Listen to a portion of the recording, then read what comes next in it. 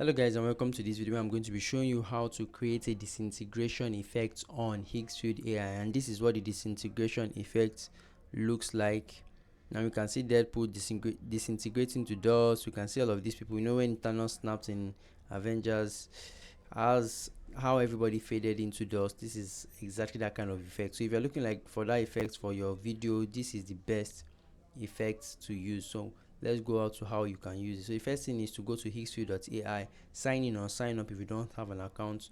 Once you've signed in, go to the visual effects section, click on it, and then go to the disintegration effects, click on it, and you'll be brought to the exact page like this. So you can just click on any of the video formats here. You can see all of them are of different resolution. This is I will say 16 by 9, 16 by 9. This may be the 9 by 16. So it depends on the video resolution or size you want. You can click on any of them, then click on generate if you want to create a custom one. So on this particular page, you can now click on the start frame to upload the image you want to use from your device. Now I've clicked on this and I can now scroll and choose the image I want, but I do not want that, so I will just scroll down and choose. I can now describe the prompt I want to use in this area, and also choose the model. I advise you just generate with the model that was already given to you, because that means that that model is the best for generating that video.